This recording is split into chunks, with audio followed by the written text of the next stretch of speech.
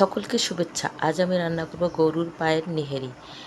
এজন্য আমি গরুর পায়ের নেহেরিগুলোকে কেটে ছোট ছোট করে নিয়েছি যতদূর সম্ভব, তবে খুব একটা বেশি ছোট করতে পারিনি। যেগুলো পারিনি সেগুলো বড় বড়ই আছে। আমি কেটে বেছে ধুয়ে পরিষ্কার করে নিয়েছি। আমি একটি বড় কড়াইতে নেহেরিগুলো ঢেলে দিয়েছি। এবার চুলোতে দিয়ে দেব। অসুস্থতার কারণে আমি নেহেরিগুলো রান্না করতে পারিনি, তাই আজ রান্না করতেছি। দিয়ে দেব পরিমাণ মতো পানি। পরিমাণ মতো বলতে আমি কড়াই ভর্তি করে পানি দিয়ে দেব, কারণ এগুলো সিদ্ধ করতে অনেক সময় লাগবে।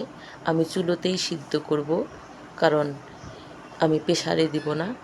আমি চুলোর আছে আস্তে আস্তে এগুলো সিদ্ধ করে নেব। আমি অনেকটা সময় ধরে সিদ্ধ করে নেব, এজন্য রান্নার শেষে আমি নেহেরিগুলো বসিয়ে দিচ্ছি। পানি দেওয়া শেষ, এবার দিয়ে দেব ক্রমান্বয়ে অন্যান্য মশলা।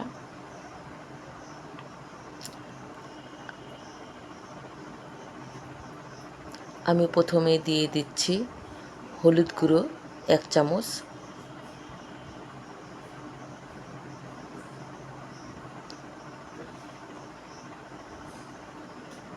এরপর দিয়ে দিচ্ছি মরিচের গুঁড়ো 1 চামচ, আর একটু লাগবে দিয়ে দিলাম যেহেতু অনেকগুলো।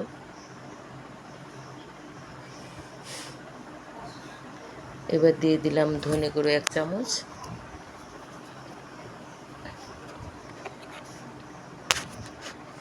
জিরে গুঁড়ো 1 চামচ। আমি জিরে বাটা খেতাম, তবে অসুস্থতার কারণে আমি জিরে বাটতে পারছি না, এজন্য গোটাই দিয়ে দিচ্ছি। দিয়ে দিচ্ছি স্বাদ মতো লবণ। লবণও আর একটু লাগবে, দিয়ে দিলাম।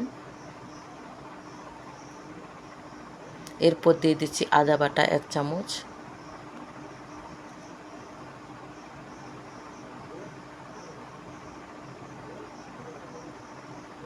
এবার দিয়ে দেব আগে থেকে কেটে বেছে ধুয়ে পরিষ্কার করে রাখা পেঁয়াজ কুচি, রসুন কুচি, কিছু কাঁচামরিচ দিয়ে দিলাম সম্পূর্ণ। এরপর দিয়ে দেব আমি কিছু গরম মশলা, অর্থাৎ সাদা এলাচ, কালো এলাচ, তেজপাতা, দারুচিনি, কয়েকটা লং দিয়ে দিলাম। সব মশলা দেওয়া শেষ, এবার আমি একটু ঢেকে দেব।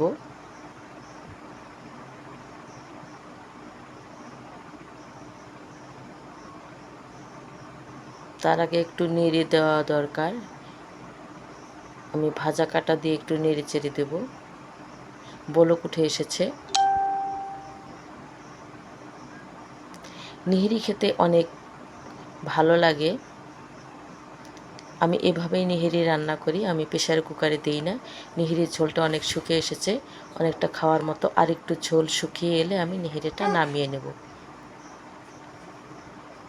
ধন্যবাদ সকলকে আমার এই ভিডিওটি এতক্ষণ দেখার জন্য। শুভকামনা রইল সবার জন্য।